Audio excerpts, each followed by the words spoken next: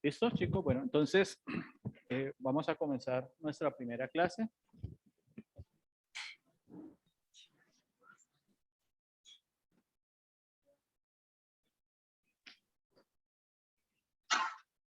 Bueno, entonces el tema que vamos a ver hoy, según lo que vimos en el programa, son las generalidades del sistema óseo, articular, muscular y nervioso. Entonces, normalmente pues, coloco frases como estas. Y lo que nosotros vamos a comenzar a hacer ahorita es algo por el estilo. Vamos a abrir nuestra mente a algo que posiblemente ustedes ya conozcan o posiblemente conozcan un poquito y van a conocer más. O posiblemente ya lo conocen y van a consolidar algunos conceptos. Entonces, bueno, cuando hablamos de anatomía, la palabra anatomía hace parte de algo que se llaman las ciencias morfológicas. Las ciencias morfológicas son tres: la histología, la embriología y la anatomía. La anatomía va a tener dentro de sus raíces una raíz griega, un origen griego que significa, viene de la palabra anatenein, que significa descomponer, cortar, y también tiene una relación con una palabra derivada del latín que se llama disecare, que significa disecar, cortar. ¿Eso? También la anatomía se define como la estructura, el estudio de la estructura de los cuerpos organizados. Cuando hablamos de los cuerpos organizados, estamos hablando de que un cuerpo va a partir de una célula. Aquí tenemos una célula. Esa célula me va a formar un tejido.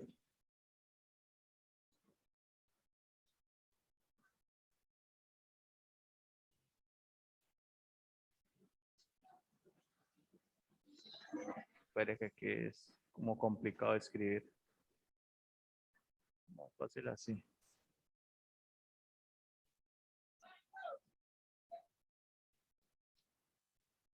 Ese tejido luego se va a convertir en un órgano.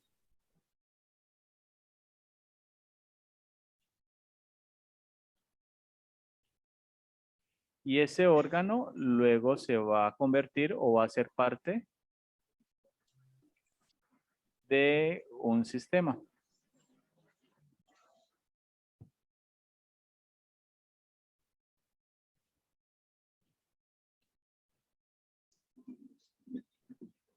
¿Listo? Entonces, a esto lo que le llamamos cuerpos o estructura de cuerpos organizados. Partimos de una célula. Una célula te va a formar varias células se forman un tejido porque tienen unas características. Esas tejidos te va a formar un órgano y ese órgano va a ser parte de un sistema. Y también se define la anatomía como la rama de las ciencias morfológicas. Ya les expliqué cuáles son las ciencias morfológicas, que se encarga de estudiar la estructura del cuerpo humano. Si tienen alguna pregunta, chicos, la pueden ir haciendo en la medida que vamos trabajando.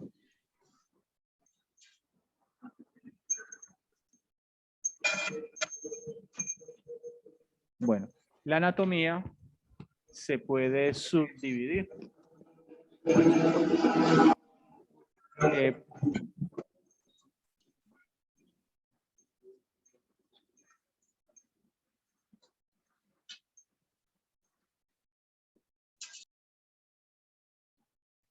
La anatomía se puede dividir en varias áreas. Entonces tenemos la anatomía bioscópica o anatomía de superficie. Entonces es la anatomía en la cual vamos a tocar para poder identificar diferentes estructuras. La anatomía macroscópica o la anatomía gruesa, son de las estructuras grandes.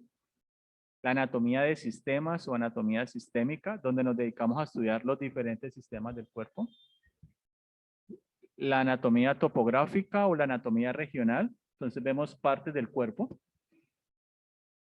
La anatomía del desarrollo o embriología. La anatomía microscópica. Entonces aquí hay 3 divisiones. Tenemos la citología, que se encarga de estudiar la célula. La histología, que se encarga de estudiar los tejidos. Y la patología, que se encarga de estudiar las alteraciones de las 2 anteriores, especialmente de los tejidos. Ustedes han escuchado que a un paciente que le han detectado un tumor, le hacen una biopsia, es una muestra de él. Ese tejido se lleva a patología, así se le dice, y allá se hacen unos cortes, se revisa el microscopio y el patólogo dice qué tipo de células es y qué características tiene para identificar si es cancerígeno o no cancerígeno. Eso se hace. Tenemos la anatomía radiológica. La anatomía radiológica, que es la encargada de, a partir de unas pruebas diagnósticas, de la emisión de unos rayos, poder ver las estructuras internas del cuerpo.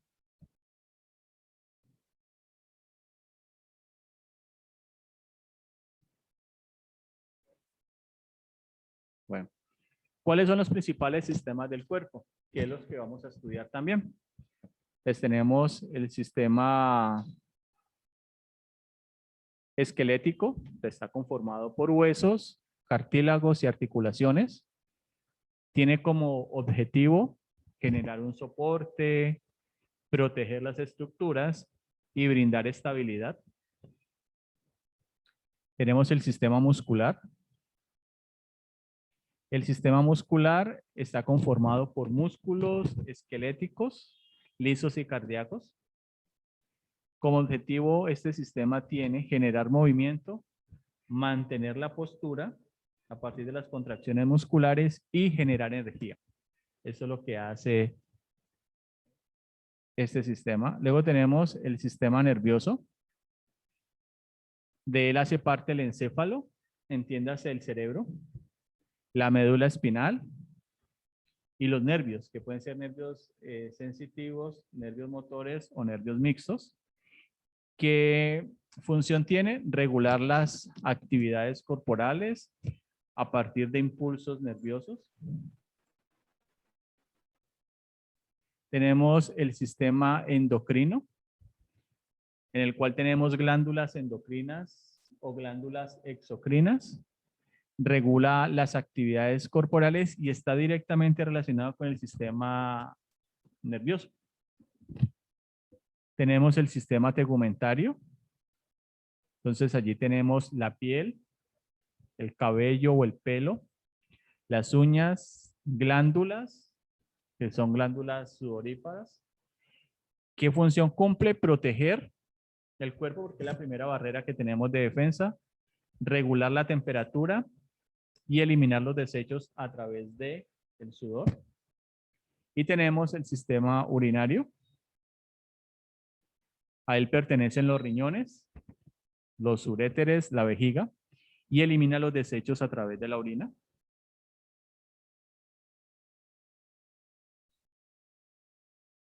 Tenemos el sistema cardiovascular, de él hace parte el corazón, vasos sanguíneos, entiéndase vasos sanguíneos como venas y arterias. ¿Qué función tiene? Distribuir el oxígeno y nutrientes y recoge el CO2.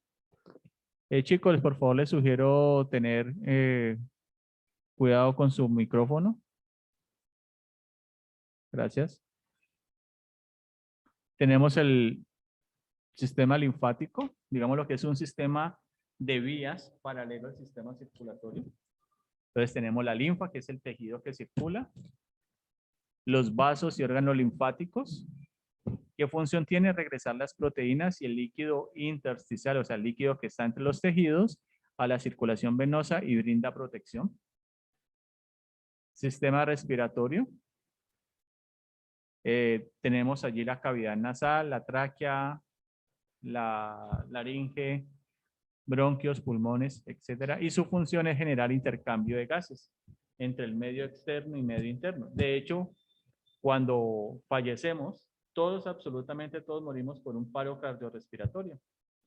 Así tengamos un cáncer, tengamos lo que sea, los últimos sistemas que dejan de funcionar son estos.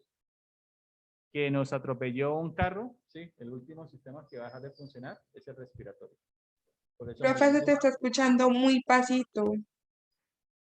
Pero aquí estoy, tengo de hecho el micrófono, pero es que no me puedo pegar el micrófono más, o sea, lo tengo aquí, pues tampoco puedo hacerle así, ¿no? Ya lo tengo aquí cerca, o es que hablo más duro. Es que mi tono de voz es bajito. Es por momentos que se le va. Ah, pero entonces sí es el ancho de la banda porque yo aquí no me he movido. Aquí pueden ver ellos. ¿Listo? Tenemos el sistema digestivo que está conformado por la cavidad oral, el esófago, el estómago, los intestinos, y la función de él es degradar los nutrientes presentes en los alimentos, absorber los mismos y eliminar el desecho que no necesitamos. Y por último tenemos el sistema reproductor. De él hace parte las gónadas, que pueden ser testículos en los hombres, ovarios en las mujeres, y son los responsables de la reproducción del cuerpo. Obviamente hay otros órganos allí, pero pues estamos hablando de eso básicamente.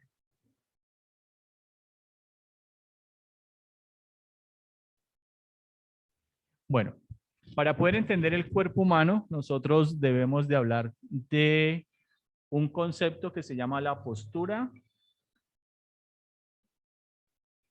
anatómica normal. Allí hablamos de unos planos anatómicos. ¿Qué creen ustedes que son los planos anatómicos? Son unos cortes. ¿Qué más me pueden decir?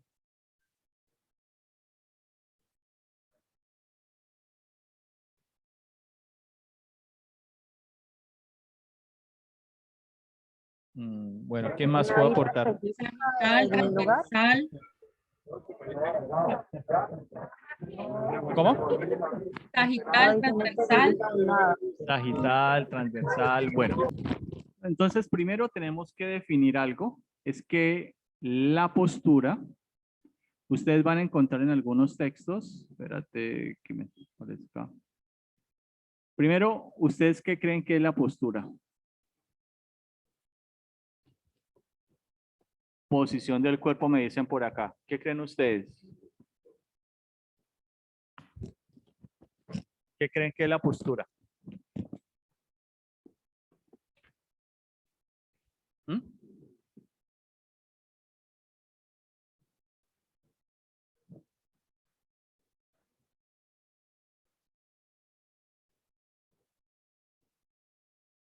Del cuerpo, bueno. ¿Es como está puesto, profe, o algo así? El cómo está puesto, cómo está acomodado, listo. Entonces, ¿cómo le quedó? Cuando nosotros hablamos de postura, nosotros la postura la vamos a definir como la alineación de los segmentos corporales en un instante de tiempo. A eso le decimos postura.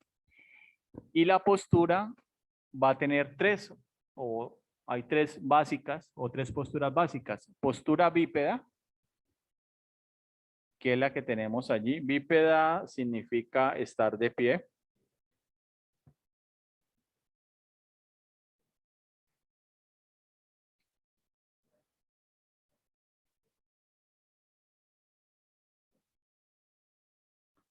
Tenemos la postura sedente, que muy probable es la postura que todos tengamos en este momento. Y tenemos la postura de cúbito.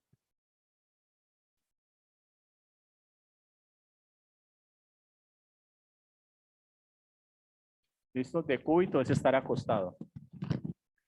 Entonces, cuando nosotros hablamos de la postura anatómica normal, estamos hablando de estar de pie. ¿Y qué características tiene esta postura? Primero, que las piernas están separadas. Segundo, que la mirada está al frente. Tercero, que las palmas están orientadas, las palmas de las manos están orientadas hacia adelante. Esa es la postura anatómica normal, que es diferente al concepto de posición. Cuando hablo de posición, estoy hablando de la ubicación espacial de la postura. O sea, cómo está a partir de unos ejes que tenemos. Entonces hay un eje que va hacia arriba y abajo, otro eje que va hacia adelante y atrás y otro eje que va hacia los lados.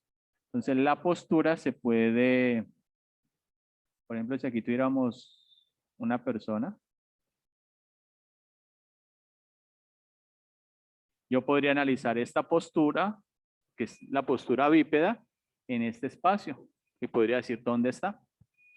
Entonces, a partir de la postura bípeda, que es, la vamos a definir como la postura anatómica normal, hay unas líneas imaginarias que se llaman los planos anatómicos. Y esos planos anatómicos dividen el cuerpo en 3 mitades. Entonces, hay un plano que divide el cuerpo en 2 mitades, que se llama el plano frontal o plano coronal. Y ese plano va a estar relacionado con una estructura que hay en el cráneo y divide el cuerpo en una mitad anterior o adelante, posterior o atrás. Tenemos otro plano, que es el plano sagital. Este plano divide el cuerpo en 2 mitades, una mitad derecha y una mitad izquierda. Entonces aquí tengo mitad derecha y mitad izquierda. Y tenemos el último plano, que es el plano transverso. Este plano divide el cuerpo en 2 mitades también. Una mitad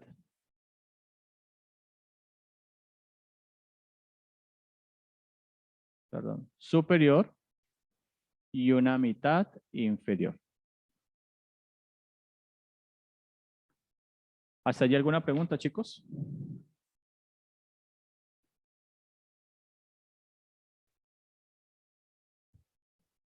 Esto es fundamental que ustedes lo comprendan porque nosotros vamos a hablar de unos términos relacionados con esos planos. O sea que si no lo tenés claro, te vas a pegar la pérdida del siglo. Es como bailar con alguien que tenga 2 pies derechos. O sea, le das una vueltica y ya se perdió. Entonces, ojo con eso. A partir de esos planos, claro, los planos son líneas imaginarias. Bueno, lo vas a ver en el cuerpo. A partir de esa línea imaginaria, entonces aparece esto. Según el plano sagital o el plano mediano, van a haber unos conceptos, medial y lateral. Entonces, el plano sagital divide el cuerpo en 2 mitades. ¿Qué es esto? Entonces aquí vamos a dividir este cuerpo en 2 mitades. Resulta que a partir de esta línea imaginaria, lo que se acerque a esta línea o lo que se aleje de ella, a lo que se acerque le vamos a decir medial. Y a lo que se aleje le vamos a decir lateral. Pero es un concepto asociado al plano sagital o a la línea media, que es la que divide el cuerpo en 2 mitades. Luego tenemos el plano frontal o coronal. Ya sabemos que lo divide en 2 mitades. Y a partir de esa división vamos a tener 2 conceptos que ya los conocemos. Anterior o ventral, posterior o dorsal. Por eso hablamos de vientre. Dorso es la espalda. o podemos decir anterior y posterior. Aunque los términos de ventral y dorsal normalmente los utilizamos cuando hablamos del sistema nervioso. Vamos a tener ahora el plano transverso. Sabemos que divide el cuerpo en dos mitades, superior e inferior. Sin embargo, aparecen dos conceptos adicionales.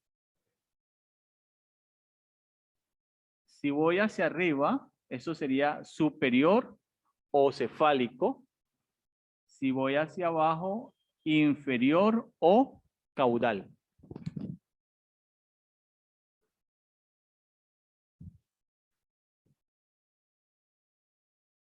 También vamos a hablar en relación con las cavidades.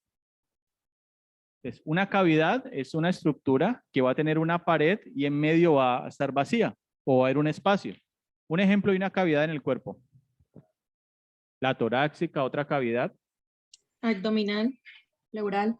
La cavidad abdominal, otra. La Pélvica. cavidad oral. Pélvica. La cavidad nasal. La bóveda craneal, la bóveda craneana, perdón. ¿Listo? Entonces tenemos espacios donde son vacíos por dentro. Bueno, hay un espacio adentro. Entonces aquí imaginemos que esto es una cavidad.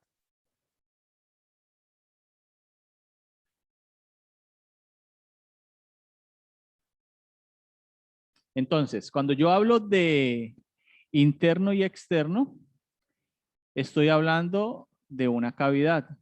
Lo que esté dentro a ella va a ser interno y lo que esté afuera va a ser externo. Un ejemplo de un órgano que esté interno y otro que esté externo.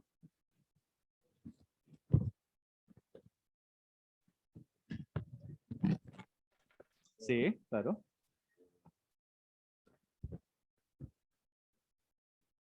El peritoneo.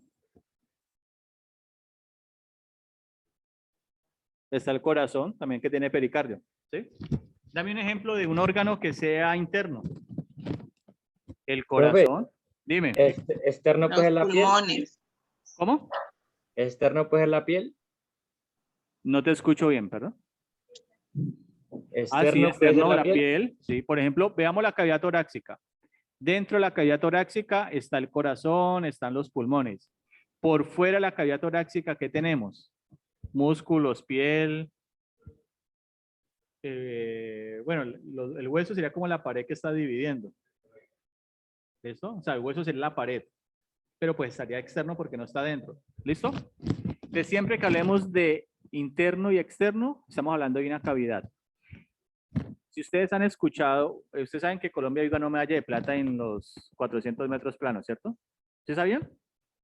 ¿Sabían Sí, que Colombia quedó medalla de plata en los 400 metros planos? ¿Sí? Sí, De la costa, Zambrano. Anthony Zambrano, ¿no? Y por ejemplo, cuando se escuchan las transmisiones deportivas o especialmente en las de fútbol, dicen es que el jugador X, bueno, y también hay otra noticia, ¿no? Que es que Messi ya no es del Barcelona, para los que les gusta el fútbol, por ahí escuché ahorita. Esa sí escuché ahora. Me ha dado muy duro. ¿Cómo? Me ha dado muy duro. Sí, bueno. Entonces, por ejemplo, en términos de fútbol, hablan de un menisco interno y un menisco externo. Les pregunto yo, ¿la rodilla es una cavidad? No. No, o sea, la rodilla no es una cavidad. Entonces nosotros no hablamos de menisco interno y externo, sino de menisco medial y menisco lateral. ¿Sí ves la diferencia? Es cuando a veces se escuchan estas expresiones, uno como que, bueno, ¿de qué están hablando realmente? Bueno, el fútbol dice, no es que es un volante interno y la cancha de fútbol acaso es una cavidad. Entonces, bueno, eso es un vicio que tengo yo cuando hablan, yo como que no coincide. ¿Listo? Pero no aprendan esas cosas malas. Ahora, lo que pasa es que nosotros, ustedes como futuros enfermeros y yo que tengo el rol de docente, vamos a hablar de algo que se llama la nómina anatómica internacional. O sea, es colocarle el nombre a las cosas para que aquí o en la Conchinchina nos entendamos. Ustedes van a leer libros, por ejemplo, que van a decir, que en el antebrazo hay dos huesos, uno que se llama el radio, que es lateral, y otro medial, que es el cúbito. O en la pierna, hay dos huesos, uno medial, que es la tibia, y uno lateral, que es el peroné. Peroné ya no se dice fíbula. Y en el antebrazo no se dice cúbito, sino ulna. Entonces lo que hicieron fue unificar los conceptos, las palabras, para que en todo el mundo hablemos de eso. ¿Listo? Ustedes como futuros clínicos deben de basarse en la anatomía para poder hacer, por ejemplo, sus diagnósticos. Y más adelante lo vamos a ver el por qué. Si de pronto no te sabes la patología, desde la anatomía puedes llegar al diagnóstico, sin necesidad de tener que decir el nombre de la patología como tal. Porque eso suele pasar. Entonces, yo siempre les digo, váyase a lo anatómico. A nivel de la pelvis en las mujeres hay unos diámetros de la presentación fetal cuando se va a parto normal. Entonces, en ocasiones dicen, el diámetro conjugado tal. Para no entrar en la discusión de pronto con los clínicos, es mejor que usted diga diámetro promonto suprapúbico. Esas partes no van a cambiar. Entonces, si te vas a lo anatómico, va a ser más fácil poder entender el lenguaje. Y esa es la idea que usted utiliza en la anatomía. Bueno, también a partir de estos términos que aparecen aquí a este lado, son términos de dirección.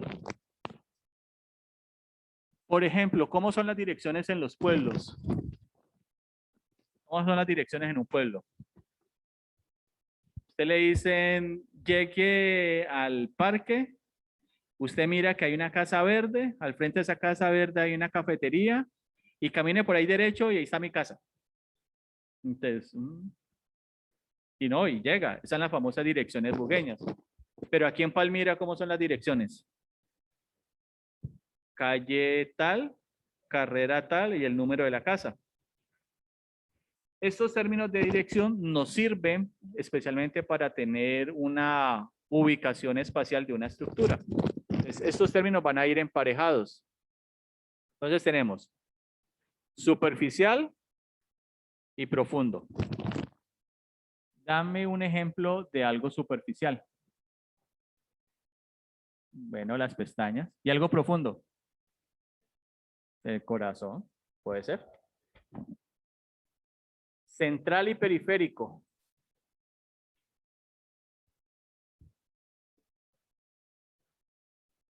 El sistema nervioso. Tenemos sistema nervioso central y sistema nervioso periférico. Central diría que va por la mitad y periférico que está a los lados. Parietal y visceral. Visceral, las vísceras, el órgano. Parietal, la pared. La pared. Parietal significa pared. Entonces, por ejemplo, vos colocabas, hace un ratico me decías de los pulmones. Los pulmones tienen un tejido epitelial de revestimiento que se llama la pleura. Entonces decimos, hay una pleura parietal, hay una pleura visceral y en medio hay una cavidad que se llama la cavidad pleural. Entonces, la pleura visceral está adherida al pulmón, al órgano, y la parietal está alejada de él, dejando un espacio. Por eso es el término de parietal y visceral. La palabra ipsilateral significa homolateral, contralateral o heterolateral. Entonces, cuando yo hablo de ipsilateral u homolateral, estoy hablando del mismo lado. Ejemplo, voy a mover la mano derecha y el pie derecho. ¿Eso es homolateral o heterolateral? Homo, porque está al mismo lado. ¿Cómo, profe? Si voy a mover, por ejemplo, la mano derecha y el pie izquierdo, ¿esto sería? Heterolateral. Entonces, por ejemplo, en la orientación del género, existe la palabra homosexual, afinidad por el mismo género, y Heterolateral, género contrario. Hombre con hombre, mujer con mujer, del mismo modo y en el sentido contrario. ¿Sí? La frase se volvió universal ya.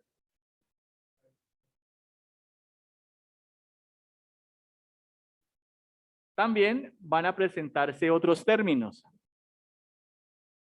A nivel de la mano vamos a tener la región palmar y su opuesto sería la región dorsal, o sea, el dorso de la mano, la palma de la mano. En el pie vamos a tener el dorso del pie, que es la parte superior, y la parte inferior sería la planta del pie, o sea, tendríamos dorso y planta. ¿Listo?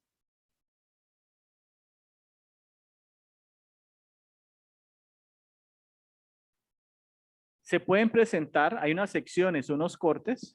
Esos cortes pueden ser hechos en el vivo a través de una tomografía axial computarizada o una TC, como parece allí, una tomografía computarizada.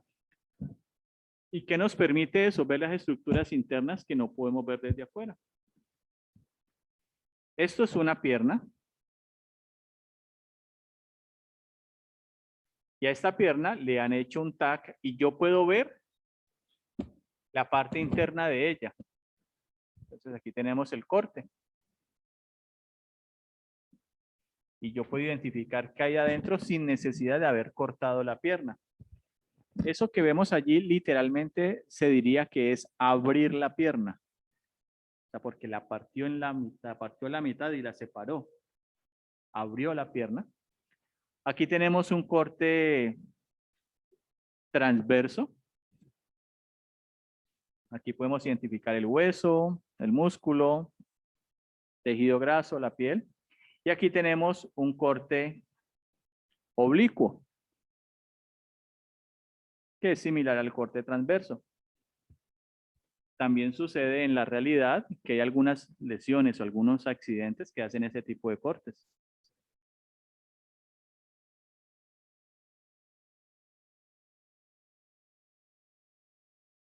Listo. Ya hablamos de la postura. ¿Y qué dijimos de la postura hace un rato? Es la alineación de los segmentos del cuerpo en un instante de tiempo. ¿Listo? ¿Y cuántas posturas básicas tenemos? ¿Cuáles son? Sedente y decúbito. Entonces vamos a hablar de las posturas en decúbito, o sea, las posturas acostados. Entonces tenemos decúbito supino, acostado boca arriba. Decúbito prono, acostado boca abajo. Decúbito lateral, que puede ser ¿de qué? Lateral derecho o lateral izquierdo. Ahora, estas definiciones de la postura en decúbito las utilizamos nosotros como argot, pues, o sea, nuestro lenguaje, nosotros entendemos. No van a llegar a su casa ahorita a descrestar a todo mundo. Entonces, por ejemplo, llegas a, si tenés esposo, esposa, novio, mi amor, ponte en decúbito prono. ¿Qué es eso? Te van a madrear allí. O ponte en decúbito supino. Entonces, ojo, esos términos utilicémoslos en el contexto de nosotros. Pues si estás en la clínica, pues bueno, decir boca arriba, vos decís está decúbito, o supino, o decúbito prono, ¿listo? Yo siempre lo hago como un chiste malo ahí para que lo tengan presente. Eso suele pasar, que ves, llegamos a descrestar unos terminachos raros. Bueno, vamos a hablar del esqueleto humano. Posiblemente hayan visto gente que camine así. Así pueden caminar cuando van para el anfiteatro, todos emocionados. Y salen caminando diferente cuando salgan del anfiteatro. ¿Listo? Puede ser, puede ser. ¿No han visto los letreros que están en la puerta del anfiteatro? ¿No? ¿Sí los han leído? ¿No los han leído? Bienvenidos al infierno. Ánimo que sí se puede. ¿No lo han visto? Vayan y los ven en la puerta. ¿Saben dónde queda el anfiteatro? ¿Sí? El olor te lleva. Usted baja, primer piso, al fondo, allá está.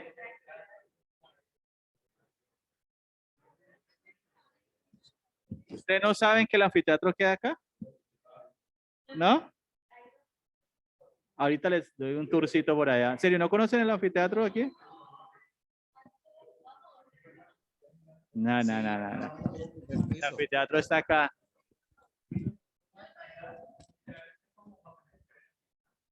Llegas al primer piso, ahí está al lado derecho.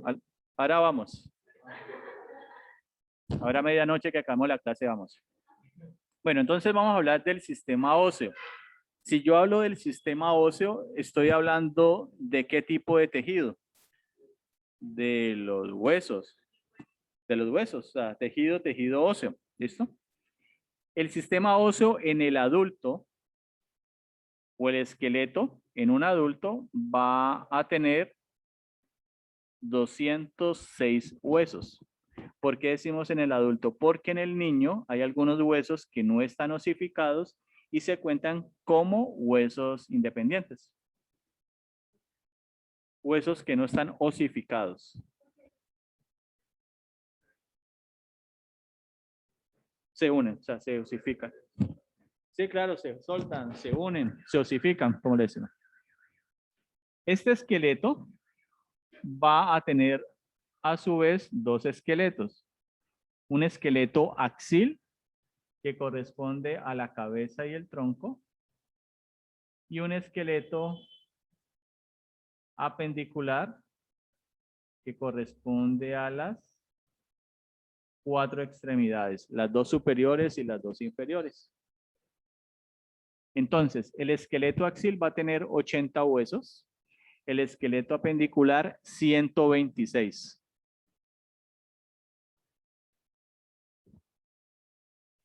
En el esqueleto axil vamos a tener, entonces,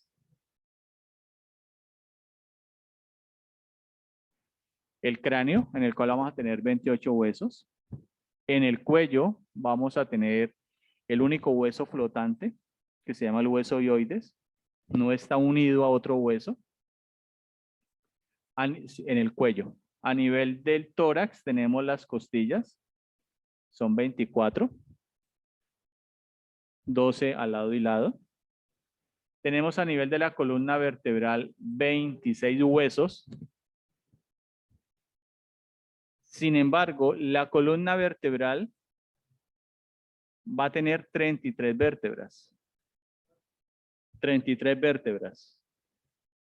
A nivel de huesos tiene 26. Entonces era bueno, ¿cómo así que 33 y 26? Entonces tenemos 7 vértebras cervicales, 12 vértebras torácicas, 5 vértebras lumbares, 5 vértebras sacras y 4 vértebras coxígeas. Si contás, tenemos 33 vértebras. Si hablo en términos de vértebras. Si hablo en términos de huesos, los huesos son 26. Porque pasa lo siguiente. 7 huesos cervicales, 12 huesos torácicos, 5 huesos lumbares, un hueso sacro y un hueso coxígeo. Resulta que las vértebras sacras se fusionan y me forman el sacro. Las 5 vértebras se fusionan y me forman un hueso. Y las 4 vértebras coxígeas se fusionan y me forman el coxis. Por eso tenemos un hueso sacro y un hueso coxígeo. Por eso nos dan 26. ¿Entienden la diferencia? Los que están al otro lado, chicos, ¿lo entienden?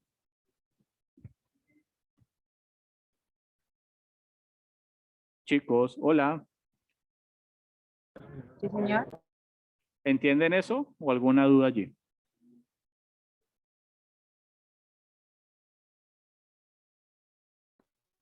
Bueno, y luego Una tenemos... pregunta. ¿Cómo? Pregunta. Dime. Huesos sacros conforman uno nomás, igual que los 4 cosígeos. Los 4 coxígeos se fusionan y forman el coxis.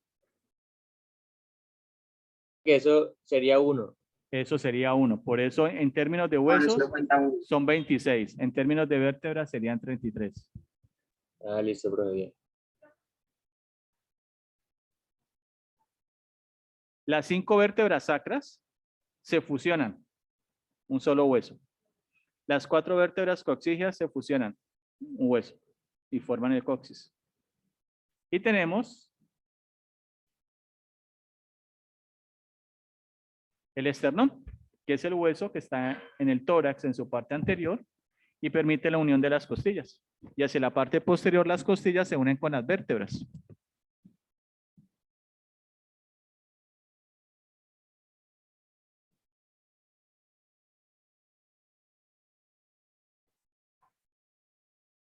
Listo.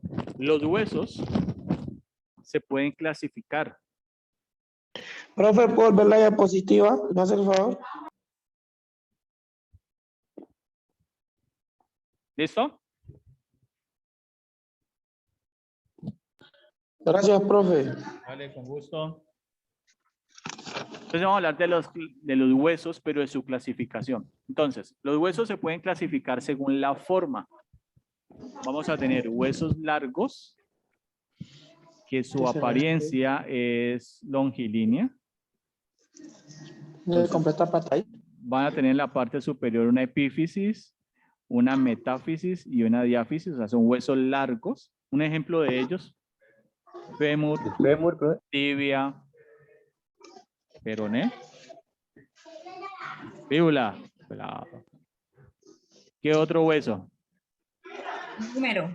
El húmero, No tengo que terminar por ciento. ¿Qué es el radio, la ulna.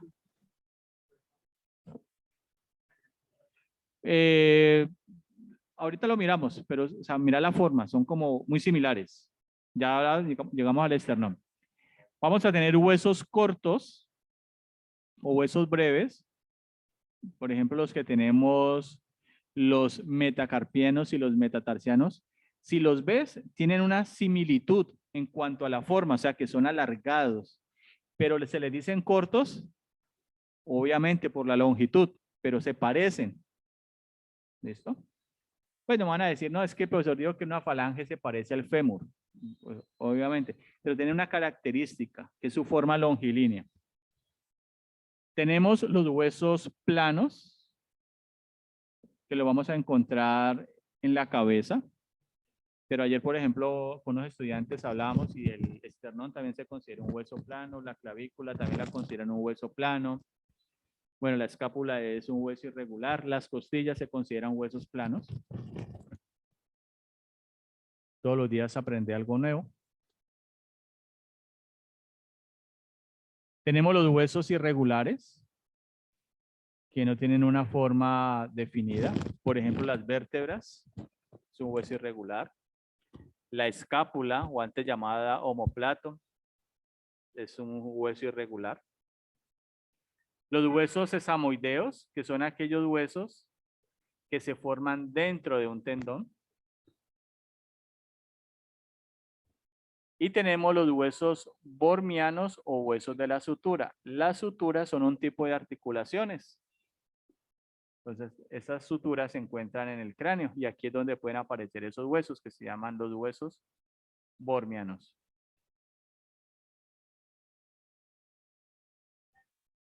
La sutura es un tipo de articulación. Muy bien.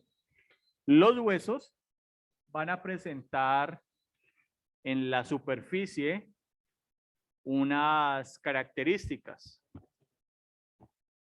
Entonces tenemos este hueso que hay aquí. ¿Cómo se llama? ¿Cómo se llama ese hueso? La mandíbula. Entonces, la mandíbula va a tener varias partes. Una de ellas, que la vemos aquí, es una fóvea, como dice acá. ¿Listo? Fóvea. Pero usted va a ver que al lado de ella hay una palabra entre paréntesis, fosa. En nomenclatura anatómica anterior se le decía fosa. Ahora le decimos fóvea. Y si está en la mandíbula, ¿sería la fóvea qué?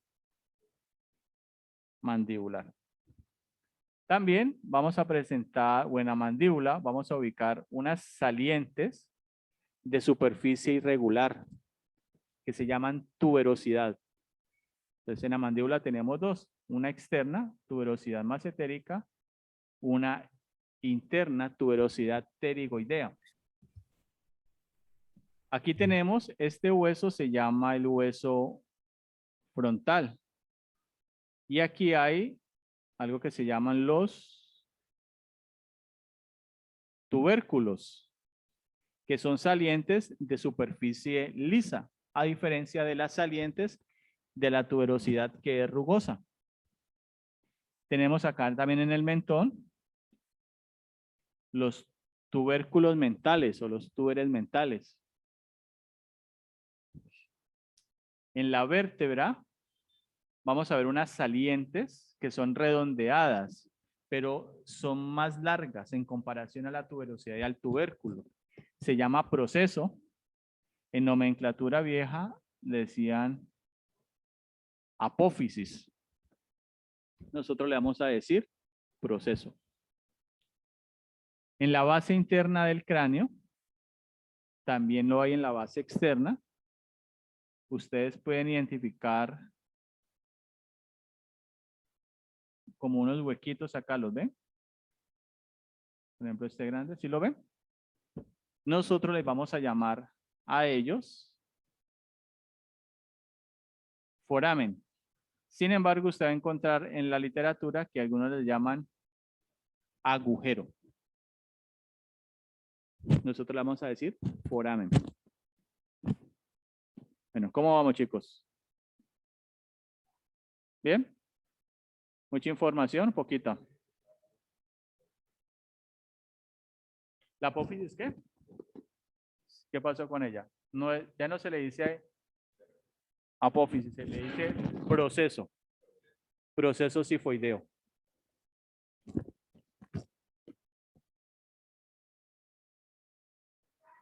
Muy bien. Los huesos, cuando se unen entre sí, forman una unión que se denomina articulaciones. Entonces, las articulaciones son las unidades funcionales de dos o más huesos. O sea, un solo hueso no te forma una articulación.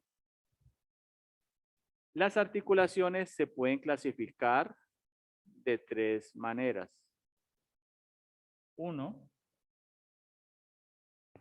según el tejido. Dos,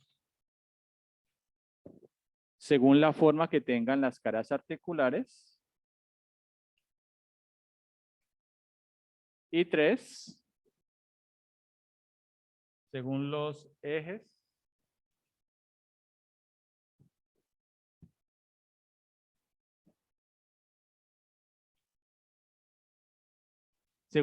de movimiento. Entonces vamos a ver la primera clasificación, que es la clasificación de las articulaciones según el tejido. Entonces, la primera es las articulaciones fibrosas. ¿Qué decimos de las articulaciones fibrosas? Que son aquellas en las cuales entre las caras articulares hay presencia de un tejido fibroso y estas, lo voy a señalar,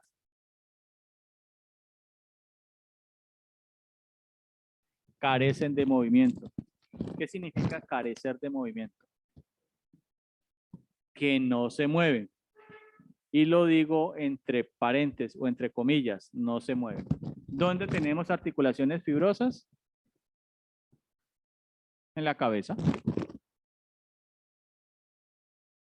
Ahora vamos a ver las articulaciones cartilaginosas.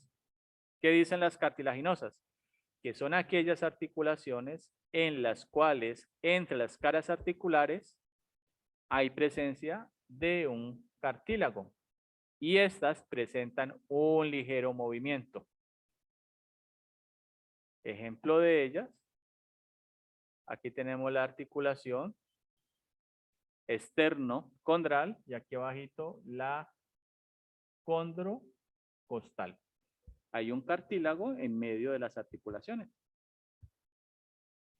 Y por último tenemos las articulaciones sinoviales. Se define que estas se caracterizan por tener una cavidad articular llenas de líquido sinovial y que presentan mucho movimiento.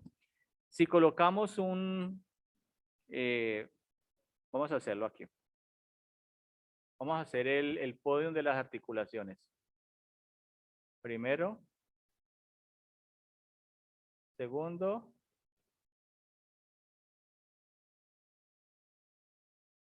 y tercero.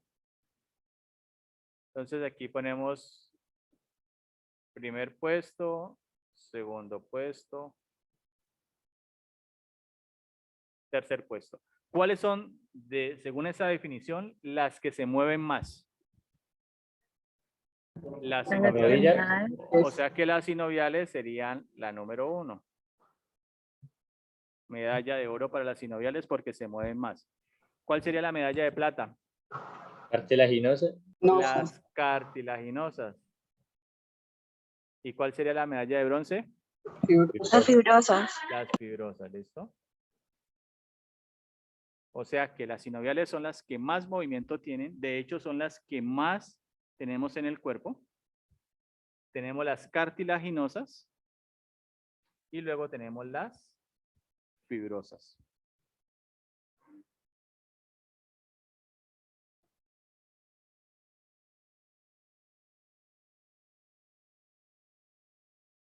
Bueno, a su vez, cada grupo de articulaciones se subdividen. Entonces tenemos las articulaciones fibrosas, se van a dividir en 3. La primera clasificación van a ser las tipo sutura.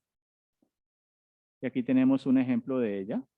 Esta sutura se llama la sutura sagital.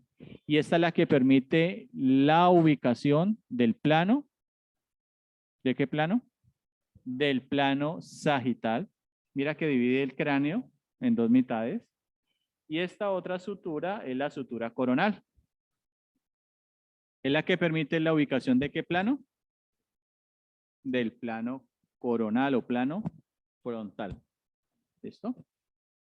Ustedes dicen que estas no se mueven. Aquí tenemos una que se llama la landoidea, que luego la vamos a ver. Landoidea. Luego la vemos, solamente se las nombro. Tenemos otro tipo de clasificación que son las articulaciones fibrosas tipo sindesmosis.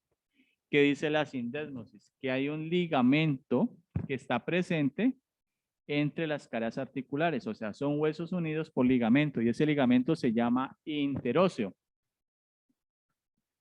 Tenemos la sindesmosis presente en el antebrazo, que es la radioulnar, y la sindesmosis presente en la pierna, que sería la tibiofibular. Aunque también tenemos una sindesmosis entre los procesos espinosos de las vértebras. Luego la vemos, pero tenemos allí. ¿Qué? ¿El hueso? Sindesmosis. ¿De la mano? Ah, yo dije el ligamento interóseo. O el nombre de la articulación, la sindesmosis radioulnar.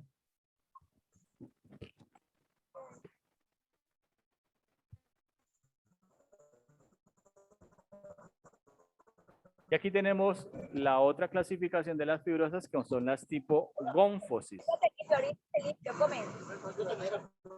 ¿Qué dicen de las gónfosis? Que hay una cavidad. Por ejemplo, aquí hay una cavidad. Y hay una estructura cónica que ingresa a ella. Entonces, por ejemplo, esta es la cavidad. Y la estructura cónica que ingresa sería aquí, la raíz del diente. Dime. En la maxila también hay porque hay dientes superiores y dientes inferiores. Entonces aquí tenemos esta articulación fibrosa tipo gónfosis. ¿Qué dicen? Que las gónfosis hacen parte ¿de qué? De las fibrosas. ¿Cierto? ¿Estamos de acuerdo o no? Si es así, ¿y qué dijimos al comienzo? Que las fibrosas carecen de movimiento. ¿Sí o no? Entonces, ¿qué pasa cuando a las personas se le colocan brackets? ¿Para qué le ponen brackets a un diente si teóricamente no se mueven? Sí, por eso, pero antes de hacer así.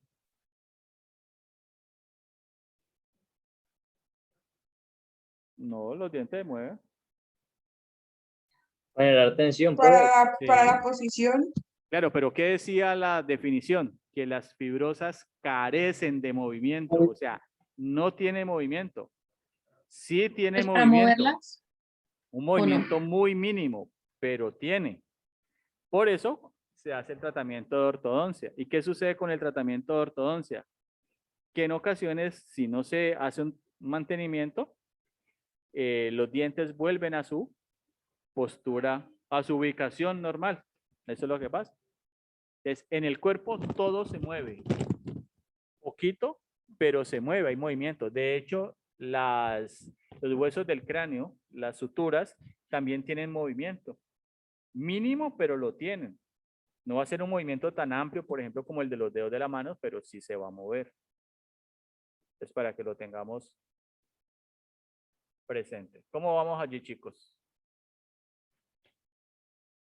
¿Ah? ¿Mucha información? ¿Sí? Pero si apenas nos estamos conociendo. Llevamos cuántas, como 2 horitas apenas hablando. Muy bien. Vamos a las siguientes articulaciones, que son las cartilaginosas. Y las cartilaginosas se van a dividir en 2. La primera clasificación van a ser las sincondrosis. ¿Qué dicen? Las sincondrosis van a estar unidas por un cartílago hialino. Y ese cartílago con el paso del tiempo se puede osificar. ¿Osificar qué le suena?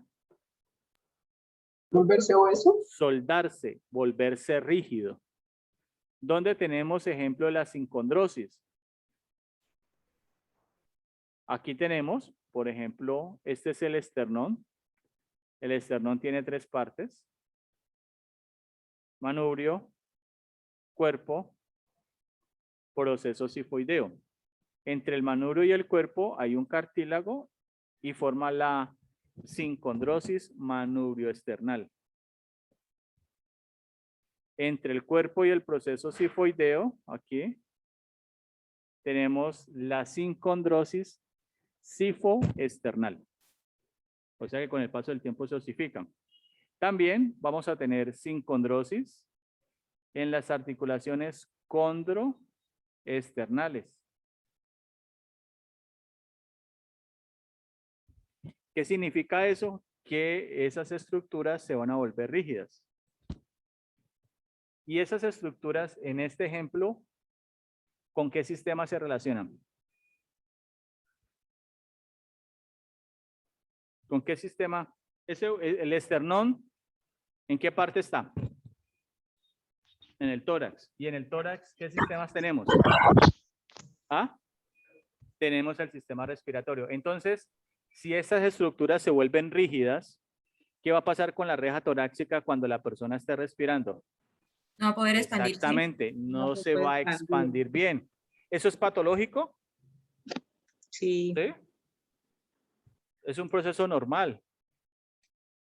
O sea, estamos hablando que a todo nos va a pasar, que se va a osificar.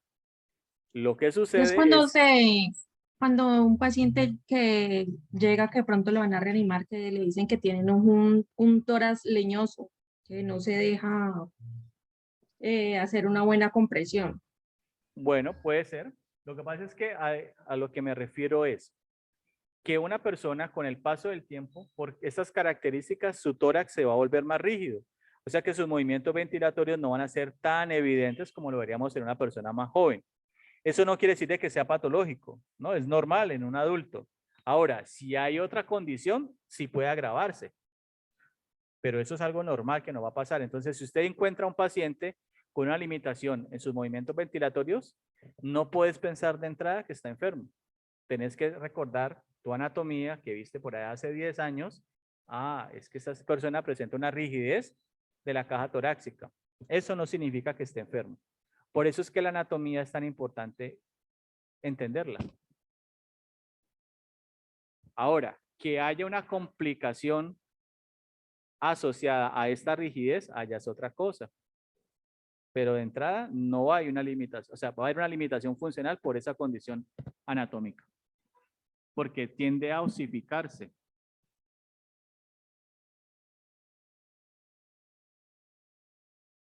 Tenemos otro tipo de articulación, que son las tipo sínfisis. Entonces tenemos la sínfisis púbica, valga la redundancia, está entre los dos huesos del pubis, y la sínfisis intervertebral, que está entre los cuerpos vertebrales. Entonces, ¿qué hay allí? Un disco de fibrocartílago. El fibrocartílago es un disco un poco más denso, más fibroso. Sin embargo, también tiene movilidad. ¿Listo?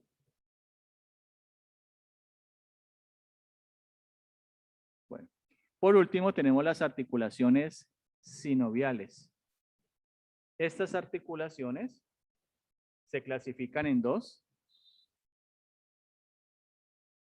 Una articulación sinovial simple y una articulación sinovial compuesta.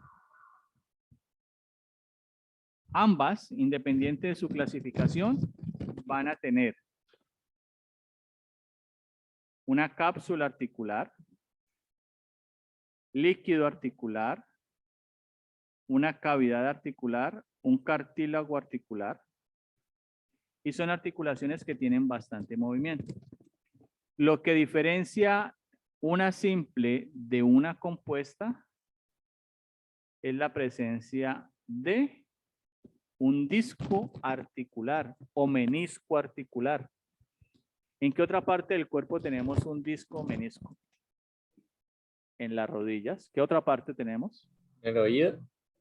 En el oído. Pues si hablas Los del oído codos. como esto, sería la temporomandibular. En la parte del codo. No. En la muñeca sí, pero tenemos un disco articular. Las rodillas, sí, ya lo dijeron. No.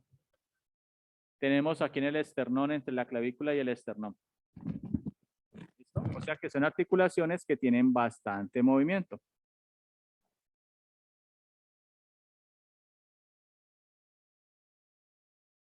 ¿Listo? Vamos a la última clasificación de las articulaciones. Ya la vimos según el tejido. ¿Qué nos queda faltando?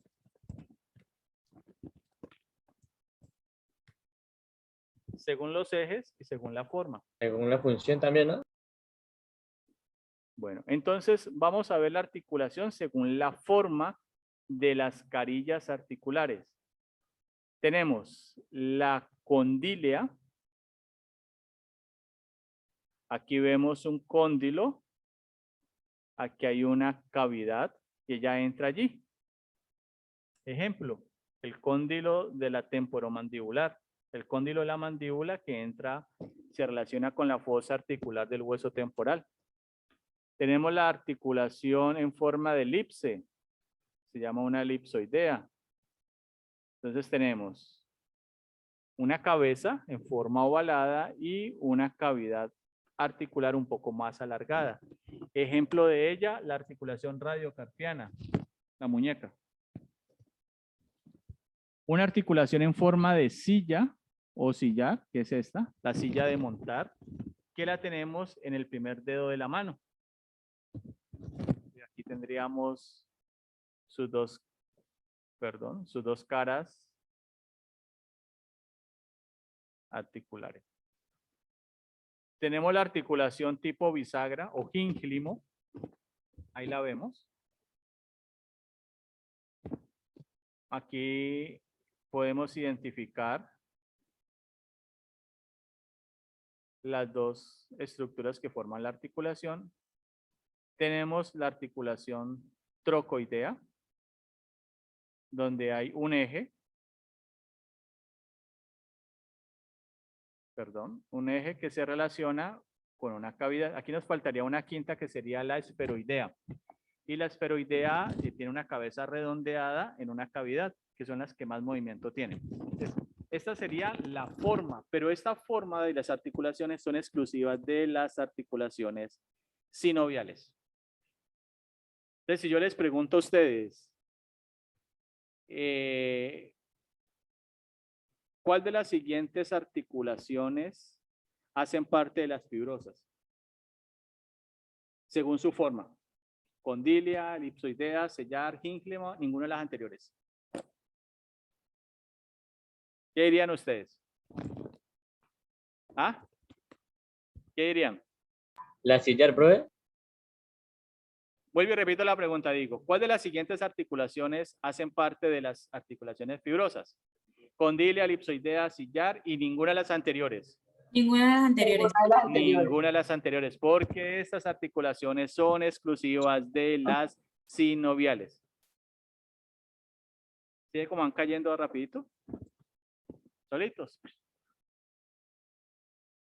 Ahora nos queda la última clasificación, que es según los ejes de movimiento. Entonces tenemos un eje que va a ir hacia la parte superior e inferior. Vamos a tener otro eje que va a ir hacia la parte anterior y posterior y otro eje que va a ir hacia la parte lateral y medial. Entonces, las articulaciones que se muevan en alguno de estos ejes, solamente en uno, se van a llamar uniaxiales, porque se mueve en un solo eje. Aquella articulación que se mueva en dos ejes, que puede ser cualquiera de los tres, se llaman biaxiales. Y aquella articulación que se mueva en los tres ejes se llaman poliaxiales. Entonces veamos. Las articulaciones uniaxiales también se le pueden llamar planas porque se mueven en un solo eje. ¿Qué dice aquí? Las tipo bisagra y las tipo trocoidea se mueven en un solo eje. Mueva su codo. Haga flexión y extensión del codo. ¿En cuántos ejes se está moviendo? En uno. Porque el codo, si lo llevas en su postura normal, va a ir hacia abajo y hacia arriba. No se mueven más. Si lo pones de lado, solamente se va a mover al lado, no se va a mover hacia arriba y abajo. Ese es uniaxial. La trocoidea. Ejemplo de ella, la atlantoaxial. Una articulación supremamente estimulada en los parciales presenciales, con la que yo puedo mirar hacia los lados. ¿Quién? Yo, José Fernando. La articulación atlantoaxial. ¿Nunca les ha pasado a ustedes que en los exámenes parciales eso quisieran que sus ojos? No, jamás, no, nunca. Solamente pasa en otros países, ¿no? Aquí no. ¿Listo? Entonces, eso es una articulación tipo pivote, porque usted mira hacia los lados. Con eso usted puede decir no.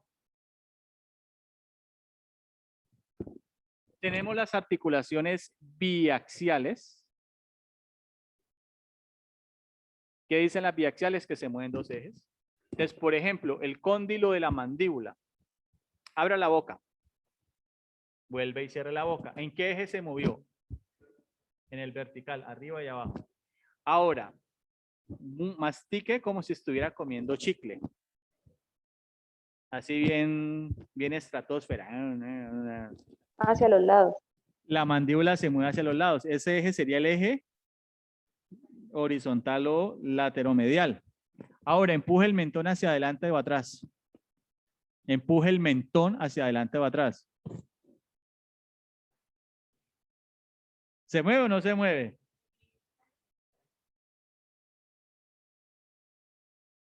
Sí se puede mover. Entonces, la condilia se mueve en ¿cuántos ejes? 3. O sea que en el cuerpo no existen articulaciones biaxiales. Existen poliaxiales. Porque si yo me muevo en 2 ejes, me voy a poder mover en los 3 ejes. Por algo que se llama descomposición vectorial. Si ustedes se acuerdan de la física por ahí de su colegio, decían que si yo me muevo en 2 ejes, hay un vector resultante, que sería el tercero. Entonces, en el cuerpo no hay articulaciones axiales. Otro ejemplo de ella, la elipsoidea. La elipsoidea la voy a ubicar en la muñeca. Aquí tenemos la muñeca. Los que están aquí me están viendo. Entonces, la muñeca va coloquémosla en la postura anatómica normal, palma hacia adelante. Lleve el dorso hacia atrás y lleve la palma hacia adelante luego. ¿En qué eje se movió? No, horizontal, antero-posterior. ¿Listo? Ahora voy hacia los lados, mira. Se movió en el eje lateromedial. Si se mueven dos ejes, ¿qué va a pasar? Miren lo que hace la muñeca. Se mueven los tres. Entonces, ¿sí ves? Si se mueven en dos ejes, hay un tercero. O sea que anatómicamente no tenemos articulaciones biaxiales. Todas son poliaxiales. Otro ejemplo, la articulación en forma de silla. La tenemos en el dedo pulgar. Entonces coloque su mano así, palma hacia adelante.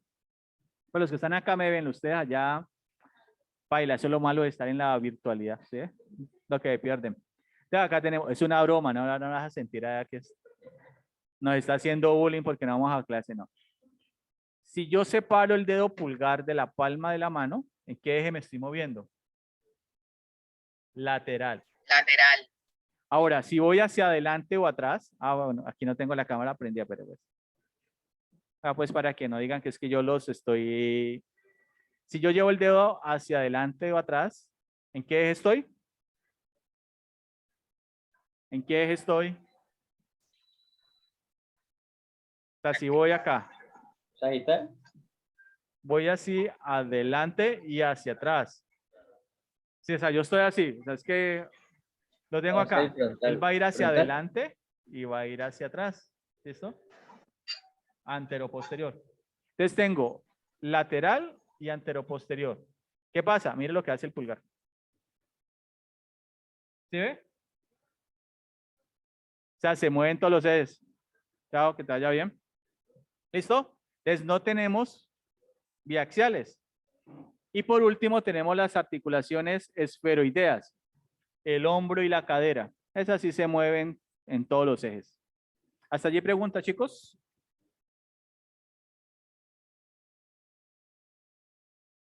¿Cómo vamos? ¿Mucha información? ¿Poquita información?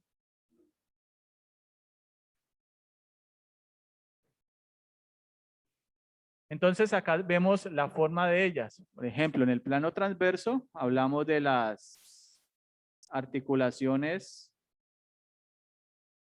trocoideas. Mira, este es el atlas.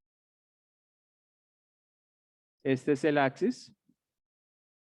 Ahí tenemos con la que decimos no.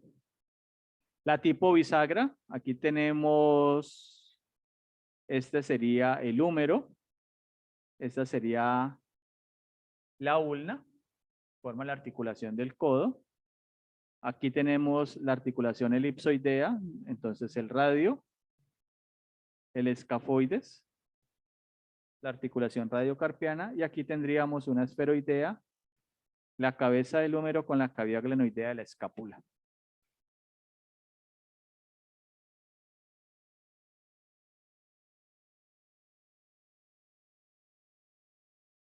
Otro ejemplo, mira la articulación en forma de silla. Aquí tenemos la tipo bisagra. Aquí tenemos la esferoidea y aquí la tipo bisagra que es la del tobillo.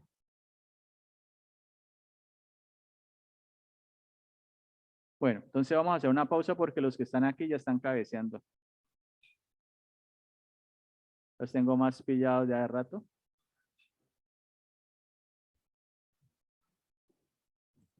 Bueno, chicos, entonces ya dejamos los huesos, ya pasamos al sistema muscular. Entonces, cuando hablamos de la organización del sistema muscular, nosotros ¿qué decíamos hace un rato? Los músculos tienen que ver con ¿qué?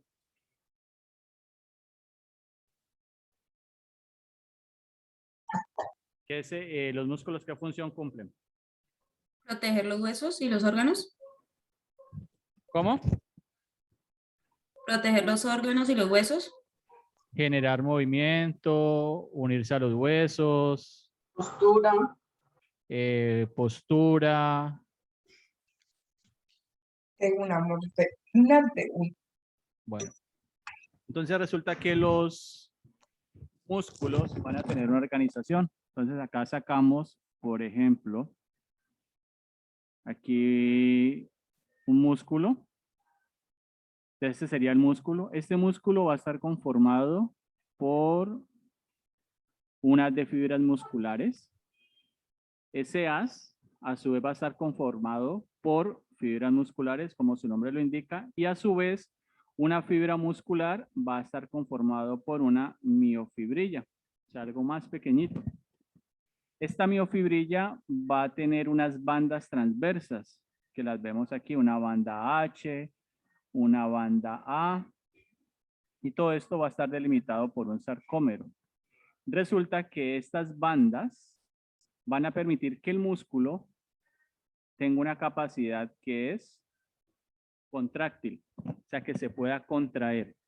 Y estas bandas que vemos allí le dan la característica de estriado. Entonces nosotros tenemos un músculo estriado que puede ser esquelético o cardíaco y el músculo liso. Las características del músculo estriado es que se pueden contraer a voluntad.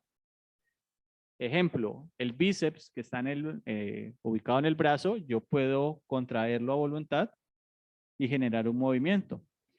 El cuádriceps, otros músculos. Por ejemplo, el corazón tiene características, pero no siempre se puede contraer a voluntad. O sea, yo puedo dejar de respirar un momentico y la frecuencia cardíaca baja, pero yo no sé lo que esté, o sea, no es que de manera consciente le esté diciendo al corazón, pare, no. ¿Listo?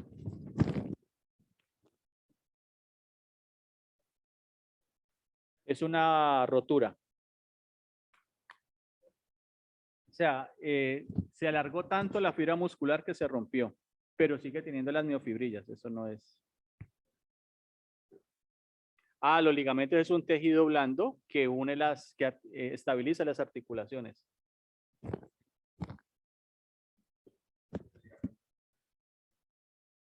No, es por como un resorte. Voy a poner un ejemplo. Todos hemos tenido ropa interior ya vieja que queda grandecita, ¿cierto? Pero es supremamente cómoda.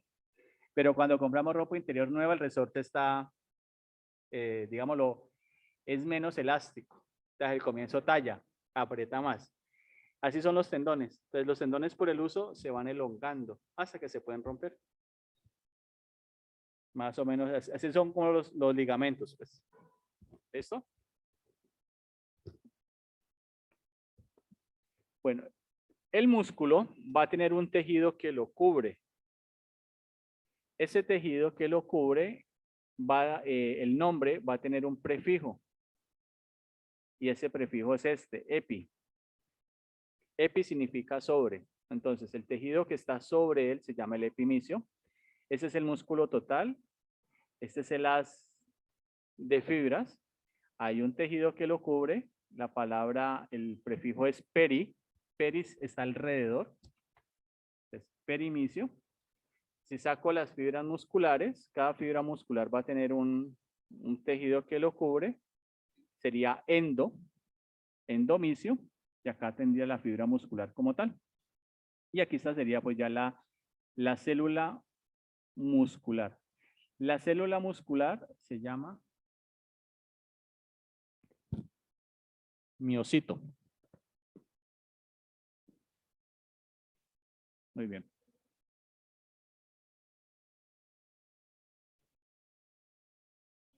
O sea, miocito pero seguido. No es que le decir ahorita al novio usted miocito. Listo.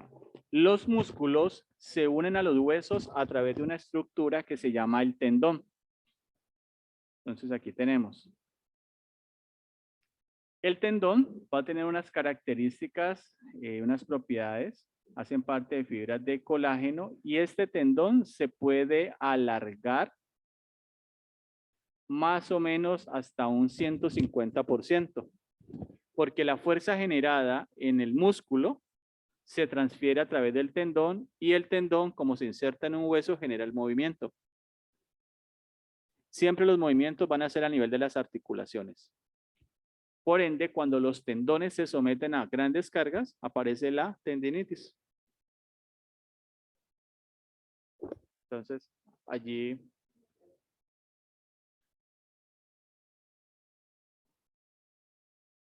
bueno, los músculos, como les dije, a través de esas bandas pueden contraerse. Y las contracciones musculares van a ser 3. Aquí tenemos 2, la isotónica y la isométrica. Los músculos van a tener algo que se llama el origen. Y van a tener otra parte que se llama la inserción. En algunos textos usted va a encontrar que no se habla de origen. ¿Qué le pasó? Borró. No se habla de origen e inserción, sino que se va a hablar de inserción proximal e inserción distal. Nosotros le vamos a llamar origen e inserción. ¿A qué le llamamos origen? Al punto donde se origina un músculo sobre una estructura que tiene menos movilidad o tiene baja movilidad. ¿Y a qué le llamamos inserción? Al punto donde se inserta el músculo en una estructura que tiene más movilidad que su origen.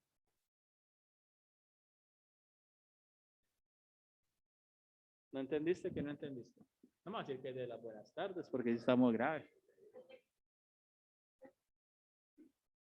Listo. Entonces aquí tenemos el origen de un músculo se da en una estructura que se mueve menos. Y la inserción se da en una estructura que tiene más movilidad que el origen. Este músculo se llama el bíceps braquial. Esta es la cabeza longa. Esta cabeza longa se origina en la parte superior. Y la inserción se da en la parte inferior. Mira que esta parte inferior tiene una relación aquí con el codo. Entonces mira que el codo se mueve más porque se origina en la escápula y la escápula se mueve menos. Más, sí, pues, como para que me entendas así, sería el hombro y acá abajo a la altura del codo. Entonces, cuando el músculo, cuando la inserción se acerca al origen, entonces aquí tenemos, mira que la inserción que está acá se acerca al origen. A esto le vamos a llamar una contracción isotónica.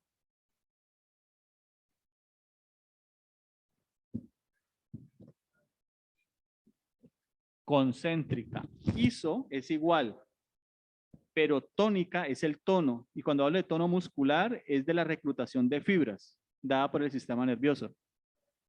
Ahí no pasa nada. O sea, la contracción isotónica tiene una característica, es que el músculo se acorta.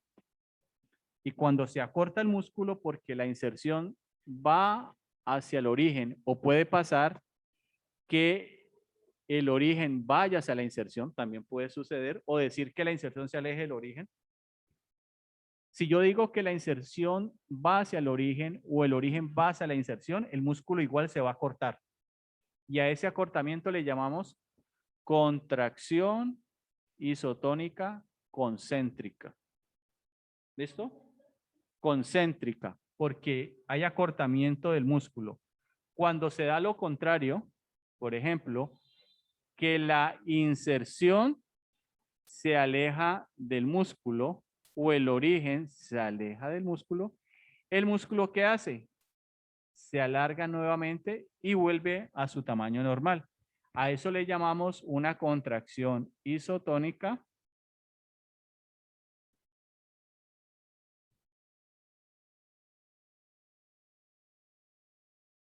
excéntrica. Entonces, por ejemplo, vamos a hacer el ejercicio. Flexione, o sea, extiende el codo. Mira el bíceps. ¿Listo? Míralo allí nomás. Mira el brazo. Sin chicanear, pues está bien. Esta mano está grande, está viga, pero pues sin chicanear. ¿Ya listo está el brazo? Ahora, flexiona el codo. ¿Qué le sucede al brazo, al músculo del brazo? ¿Se acorta o se alarga? Eso es una contracción isotónica concéntrica. O sea, cuando se acorta. Claro, o sea, concéntrica, se concentra. Eso. Listo, ahora vamos a hacer lo contrario. Haz la extensión. ¿Qué pasa con el músculo? Se alarga, vuelve o sea, se extiende, o sea, se hace excéntrico. Se reúne en la mitad y se aleja. ¿Listo? Excéntrica. Yo tengo una contracción isotónica concéntrica y una contracción isotónica excéntrica. Exactamente. Luego tenemos otro tipo de contracción, que es la contracción isométrica. ¿Qué significa? Que la distancia entre la inserción y el origen es la misma. Por ejemplo, extiende el codo. Sin flexionar el codo, contrae el bíceps. O sea, apriétalo. ¿Está contraído? Sí, ¿cómo que no? Claro, no, está contraído, tócalo. Yo lo tengo contraído. Claro. Lo que pasa es que no cambió la longitud del músculo. Eso es isométrico. Sigue estando largo, pero está contraído. Cuando hace las famosos, no. Eso tiene, bueno, es sostenido. Eso tiene un movimiento, no me acuerdo ahorita la palabra. ¿Cómo? No, los fondos no. Bueno, la plancha. Vos haces la plancha, vos te contraes allí. ¿Listo? Bueno. Y nos queda un tipo de contracción que no aparece aquí, que se llama la isocinética. Entonces la isocinética es igual a la velocidad generada por la contracción isotónica concéntrica es igual,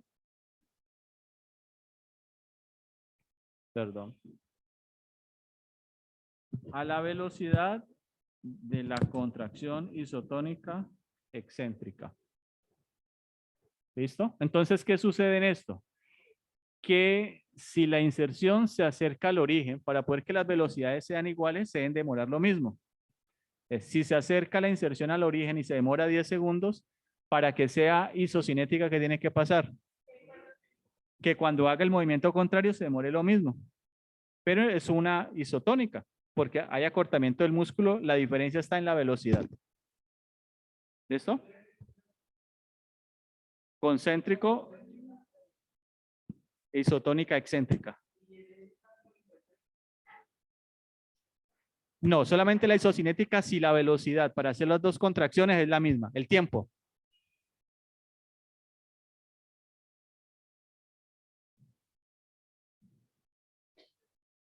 Y ahí se cumpliría la iso.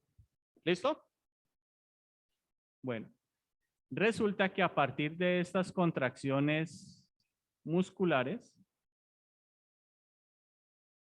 se va a generar algo que se llama una interrelación de los sistemas, donde el sistema muscular permite que el sistema articular cumpla una función. Para poder que esto se dé, existe algo que se llaman las palancas. ¿Listo? Las palancas. Entonces, había un señor que se llamaba Arquímedes y él dijo, dame una palanca y moveré el mundo. Él decía eso. Entonces, las palancas es un elemento mecánico que permite generar movimiento. Las palancas van a tener tres componentes. Uno que es la A, el apoyo o la articulación. Otra que es la P, la potencia o la energía con la cual se genera el movimiento. Y otro que sería la R, la resistencia o el peso que yo voy a mover.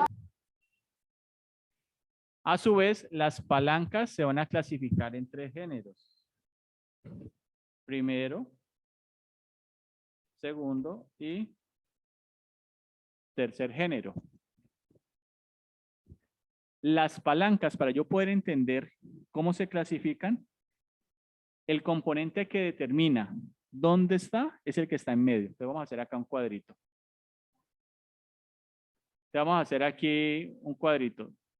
Entonces, por ejemplo, pongamos aquí primer género, perdón, pongámosle mayúscula. Primer género, segundo género, tercer género.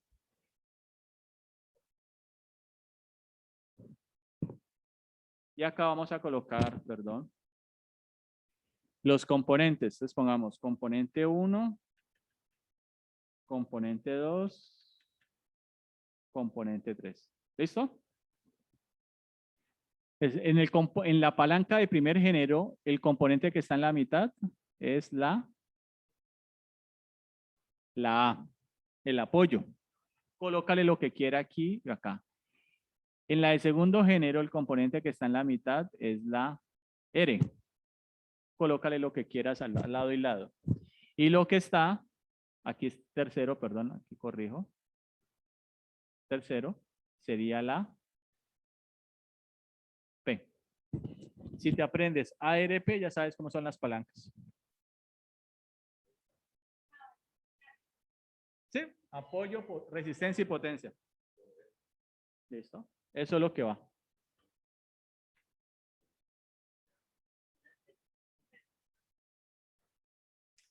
Todas las palancas tienen tres componentes. ¿Cuáles son? Apoyo, la potencia y la resistencia. Toda palanca debe tener las tres cosas. Pero para poder saber cuál nivel es, lo que me determina a mí eso es el segundo componente, o sea, el componente que está en la mitad porque son tres, el que está en el medio. Entonces, en la palanca de primer género, el componente que está en la mitad es el A, o sea, el apoyo. Si vos ves en un dibujo que el apoyo está en la mitad, sabes que es una palanca de primer género. Sí, sabes que, o sea, si vos ves el apoyo en la mitad ya, eso es una de primer género. Si ves una de segundo género, lo que está en la mitad es la R, la resistencia. Y si ya me queda la última, pues ¿qué letra faltaría? La P, la potencia. Entonces, ese es el esquema. Veamos acá a ver si eso se cumple. Entonces aquí tenemos, mira los componentes, punto de apoyo, la potencia y la resistencia. Vamos a una de primer género. Aquí tenemos, dice primer nivel, primer género. ¿Qué está en la mitad? Aquí aparece la letra F, eso está en inglés. Sería la F. Entonces mira que está en la mitad. Aquí tengo la P, que sería en este caso la E, y la R, que ya la conocemos. Entonces aquí tenemos articulación atlanto-occipital, es el apoyo. La resistencia, ¿qué va a ser? El peso de la cabeza. La potencia es el músculo de la parte posterior del cuello. ¿Qué está en la mitad de los dos? El apoyo.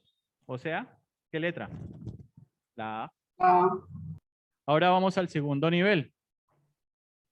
¿Qué tenemos en la mitad? La resistencia. Entonces veamos aquí. El apoyo lo está haciendo esta articulación. La resistencia sería el peso del cuerpo. ¿Y qué músculo permite hacer el movimiento? El gastrocnemio. Segundo nivel. Y por descarte, ¿qué letra me falta? La P. Entonces mira la P, que aquí está expresada como si fuera la E. Esa es la potencia. Entonces aquí tenemos. Mira la potencia, la inserción, perdón, la inserción muscular. ¿Qué está atrás de ella?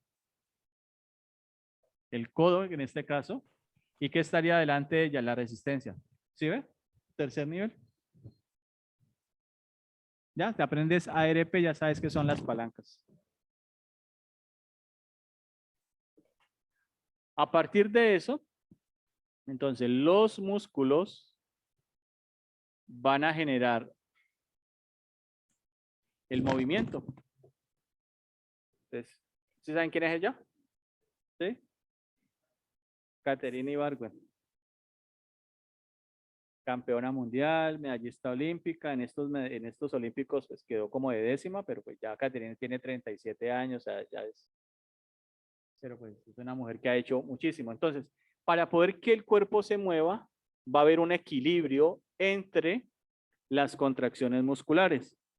Nosotros tenemos, para podernos mover, un músculo se va a contraer, va a ser el responsable del movimiento. Ese se llama agonista. Hay otro que le ayuda, se llama sinergista. Estos dos primeros van a generar el mismo tipo de contracción. O sea, una contracción isotónica concéntrica. Si colocáramos el movimiento, por ejemplo, de flexionar el codo, harían eso. ¿Qué haría el antagonista? Haría lo contrario a la concéntrica, haría la excéntrica. ¿Sí? Es solamente un juego. Si el agonista y el sinergista y el antagonista hicieran el mismo tipo de contracción, ¿cree usted que habría movimiento? Todos al tiempo se contraen de manera concéntrica. ¿Hay movimiento? No, no se puede. Extienda el codo, contraiga el bíceps y contraiga el tríceps braquial. Tiempo, duro, contráigalo. Intente doblar el codo. Intente doblarlo. Pues, intente doblarlo, no se puede porque ambos músculos están haciendo el mismo tipo de contracción. No te deja moverte. Y eso, hay una patología que se llama la distrofia muscular. El cerebro le manda la orden y ambos músculos hacen el mismo tipo de contracción. La persona no se puede mover. Entonces aquí tenemos un ejemplo. Este es el codo. Él está haciendo un movimiento de flexión. Entonces el bíceps braquial más otro músculo que se llama el braquial están haciendo ¿qué tipo de contracción para generar este movimiento? ¿Concéntrica o excéntrica? Concéntrica. Y en la parte posterior tengo un músculo que se llama el tríceps braquial, que hace un movimiento diferente, una excéntrica.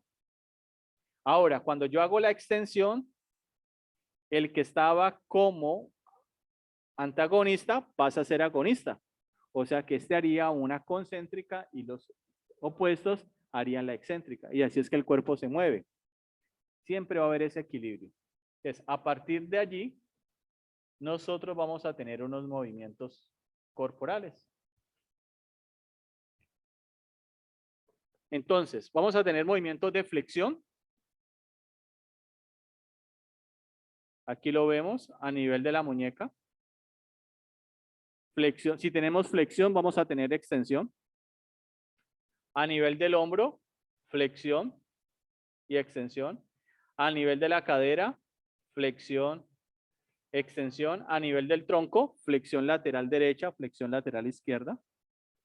A nivel del codo, flexión, extensión. Y a nivel del tobillo, no le llamamos flexión y extensión. Dorsiflexión, cuando el dorso del pie va hacia arriba, y plantiflexión, cuando la planta del pie va hacia abajo.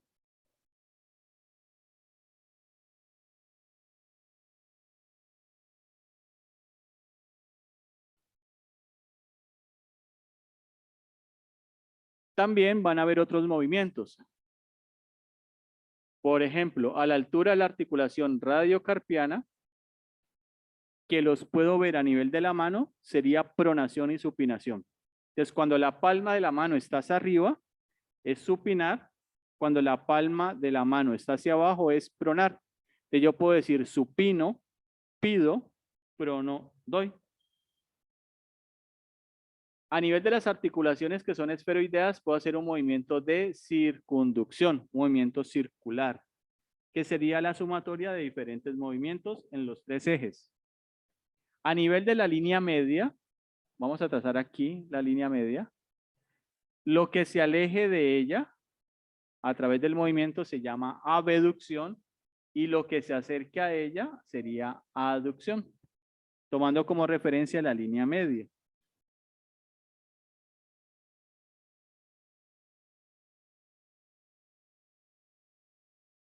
Muy bien, pasamos al sistema nervioso. Ya este es el último. Entonces, cuando hablamos del sistema nervioso, ¿qué podemos decir?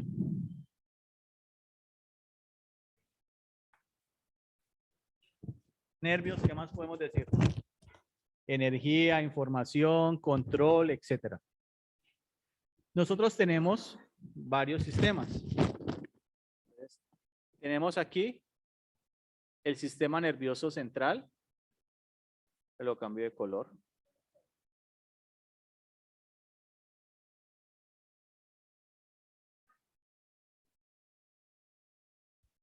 donde tengo el encéfalo y la médula espinal, sistema nervioso central. Por eso nosotros hablábamos al comienzo de central y periférico, del sistema nervioso central. Y de la médula espinal van a salir unos nervios que van a ir hacia las extremidades y eso hace parte del sistema nervioso periférico. Sin embargo, dentro del sistema nervioso central vamos a tener otro sistema, pero no te enojes. Otro sistema que se llama el sistema nervioso autónomo. Y ese sistema nervioso va a tener a su vez cuatro sistemas más. El simpático, el parasimpático, el somático y el enteral. Van a estar allí presentes. Lo que pasa es que esos sistemas no son de manera voluntaria, yo no los puedo controlar. El sistema nervioso periférico yo sí lo puedo controlar porque yo puedo hacer que mi brazo se mueva y le estoy diciendo muévase. Pero si tengo un daño a nivel del sistema nervioso central, ese se puede ver afectado y yo por más que quiera, le mando la orden, pero la orden no llega. Un tic nervioso o una persona que haya sufrido una lesión a nivel de la médula, él puede decirle al músculo, muévase, pero su músculo no le va a responder.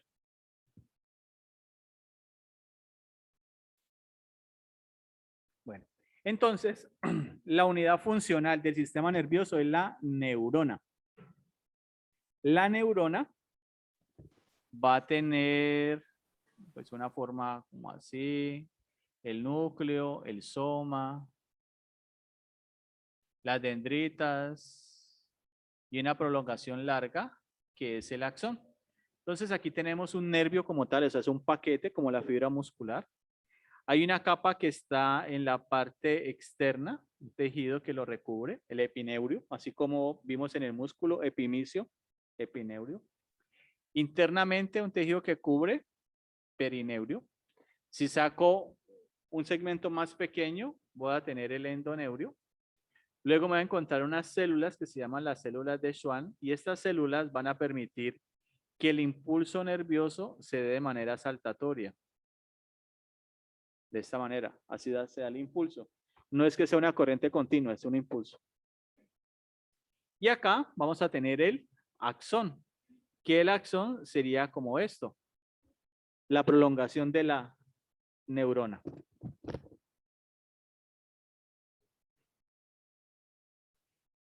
Resulta que este sistema nervioso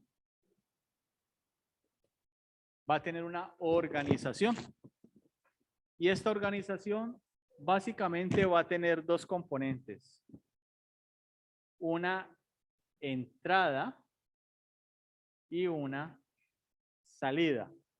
La entrada le vamos a llamar aferencia. La salida, eferencia. La entrada va a ser sensitiva. La salida va a ser motora. La aferencia es sensitiva, la eferencia es motora.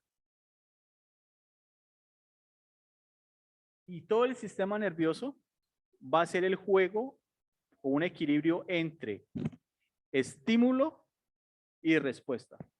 A todo estímulo se le espera una respuesta y toda respuesta está precedida por un estímulo. ¿Esto?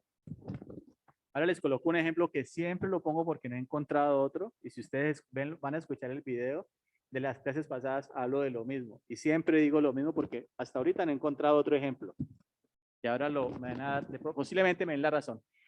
Entonces aquí tengo un receptor. Este receptor va a estar en la piel. La información se recibe a través de una neurona sensorial.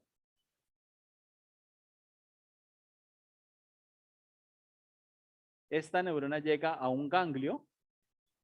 Allí se procesa la información y llega hasta el sistema nervioso central, al procesador. Dependiendo de la información que tengamos allí, vamos a dar una respuesta. De la respuesta, regresa, sale a través de una neurona motora y va a llegar al músculo que va a ser el efector. El ejemplo, me disculpan niñas las que están aquí, las que están al otro lado. Pues porque si hago el ejemplo con un hombre, pues no tendría, o sea, se le pierde el chiste al ejemplo. Niñas, ustedes van en la calle y un tipo de estos que puede haber por allí le tocó la nalga. Pasó y te tocó la nalga. ¿Qué respuesta puede haber? Un puño. ¿Qué puede haber? ¿Qué más? Ah, Una cachetada. una patada. ¿Qué más? Le Una recuerdan a la cachetada. mamá y a la mamá de la mamá y a la mamá de la mamá de la mamá. Bueno, ¿listo? Pregunta. ¿Cuál es el estímulo? La tocada de la nalga. ¿Cuál es la respuesta? El madrazo, lo que haya sido. ¿Listo? El mismo ejemplo. Te toca la nalga, pero tu novio.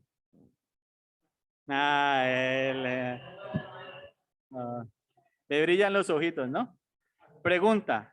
¿Cambia el estímulo? ¿Sí? ¿Cambia? La nalga sigue siendo la misma. ¿O la nalga cambia? ¿Qué cambia? La respuesta. Se le da un piquito. Toque la otra. Venga, que no es para La eso. motivación y el ¿Ah? momento. ¿Cómo? Depende del momento. Si usted está brava con su novio, Si está enojada, se contenta. Bueno, pasa algo. ¿Listo? ¿Qué cambió? ¿La respuesta o el estímulo? La respuesta. La respuesta. Otro ejemplo. Te toca la nalga el cirujano plástico que te está evaluando para ponerte unas prótesis. ¿Qué respuesta le vas a dar? Toque, Dependiendo, mijo, porque ahí toque, cualquiera de las toque, compañeras la puede toque. estimular. Entre más toque, mejor, ¿cierto? ¿Cambia el estímulo? La nalga sigue siendo la misma. ¿Qué cambió? La respuesta. Entonces lo mismo pasa. Por ejemplo, nosotros estamos viendo la clase hoy. ¿Estímulos hemos tenido? Sí. Visuales, auditivos. Ustedes se han reído. Eso es un estímulo. Y eso ha generado una respuesta. A nivel del sistema nervioso central, y a usted la información se le quedó. Yo te aseguro que cuando usted vea neuro y hablen de estímulo-respuesta, usted se va a acordar qué es eso. ¿Ah? El estímulo del calor, la bulla. O sea, hemos tenido muchos estímulos. Listo. Lo que puede variar, como dicen por acá, son las respuestas. Ahora, gráficamente, te toca la nalga, la información. No es que la nalga sea peluda, ¿no? Claro. Toca, se va por las astas posteriores de la médula espinal, asciende al cerebro, llega. La información sale por las astas anteriores, neurona motora, llega al músculo. ¿Sí que por eso el ejercicio no lo podemos hacer con los hombres? Pues si uno va en la calle y una muchacha le toca la nalga, ¿ah? Sí, eso no se hace, ¿cierto? No. Si va con, pero si va con la novia, ¿no? No, ¿cómo así? No me la toca, respete. ¿Listo? Resulta, chicos, resulta que aquí a nivel de la médula van a haber unas interneuronas que pueden permitir que la información no llegue hasta el encéfalo, o sea, que no llegue hasta acá, sino que se dé una respuesta mucho más corta. Y a eso le llamamos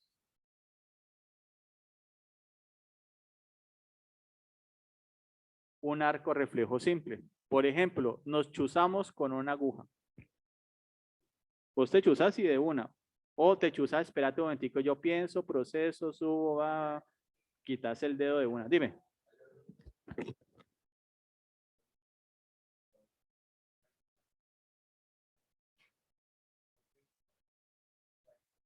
Claro.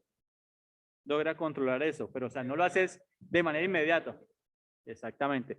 Pero normalmente aquí, si te chuzas con algo, vos de una. O sea, se llama arco reflejo simple. Pero también tenemos el sistema nervioso autónomo. Ese sistema nervioso, pues no lo podemos controlar nosotros a voluntad. La esencia es la misma. Hay una entrada, un estímulo y hay una salida, que es una respuesta de tipo motor. ¿El receptor dónde va a estar? A nivel de las paredes de las vísceras. Ahí están los receptores, o sea, ahí estaría la entrada. Y la salida va a ser el músculo liso, el sistema conducente cardíaco o las glándulas que van a secretar algo. Por el peristaltismo, por ejemplo. O sea, es una respuesta, pero bueno, controlas eso. ¿Listo? Entonces, tengo el receptor, va, sube, pasa lo mismo, pero la respuesta va a estar mediada por sistema nervioso parasimpático, que sus componentes los voy a ubicar a nivel del tallo cerebral y la médula sacra. Médula sacra, ¿qué hueso? El sacro, o sea, está abajo de la columna. Y tenemos el sistema nervioso simpático, médula torácica y segmentos lumbares 1 y 2. Aquí voy a tener las neuronas preganglionares. Pre significa antes del ganglio. Porque el ganglio es el cúmulo de cuerpos de neuronas que tienen una función específica. Entonces están antes de. Luego voy a tener el ganglio, que a nivel del sistema nervioso parasimpático va a ser terminal, o sea, va a ser en las partes distales, y a nivel del sistema nervioso simpático lo voy a ubicar en un componente paravertebral, o sea, al lado de la columna. Por eso, recuerden, la palabra para significa no. Por ejemplo, paramédico, no médico. Paramilitar, no militar. ¿Listo? Luego tenemos la neurona postganglionar, que va a estar relacionada con el efector. Pero mire que siempre manejamos el mismo sistema.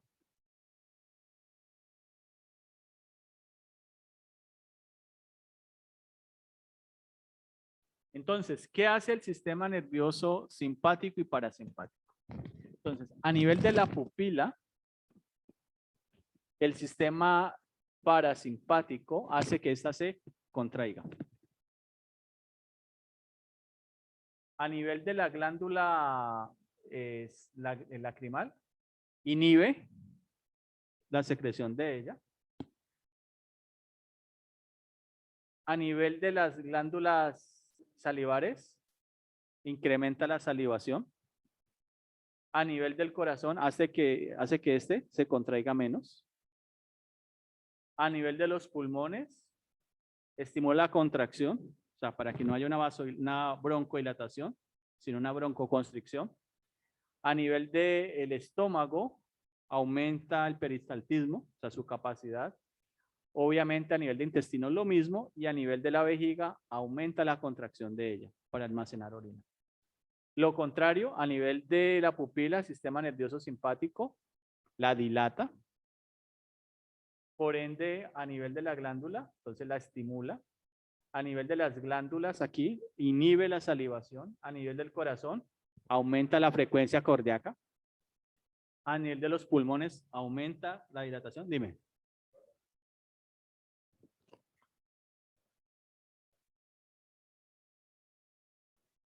Sí, claro, porque lo ves así con todos los ojos así abiertos, así todos.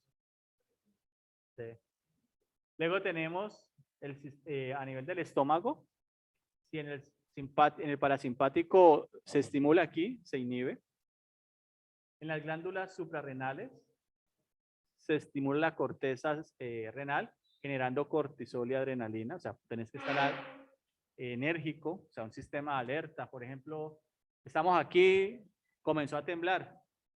De una, usted no lo piensa, espérate que llegue a la corteza renal que se estimule, no, usted sale de una. Y se ha visto, por ejemplo, en los temblores que la gente sale desnuda y yo qué hago acá en bola, ¿qué pasó? Exactamente. Tenemos a nivel del sistema digestivo, si acá se estimula, aquí se inhibe, y a nivel de la vejiga, si aquí se estimula, aquí se inhibe. Entonces, a nivel del sistema nervioso, nosotros vamos a tener otros sistemas que pueden estar asociados a nivel de los músculos. Entonces, la información que llega a nivel del músculo viaja a través de la médula y a través de unos tractos que ascienden por médula espinal, cerebelo, llegan a la corteza.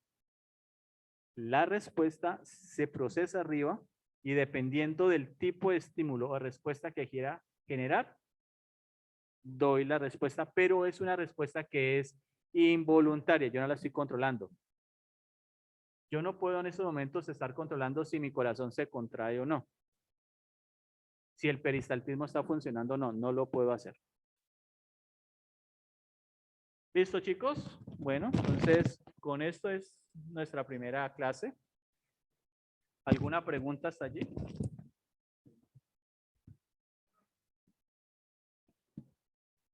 ¿Qué dice allí?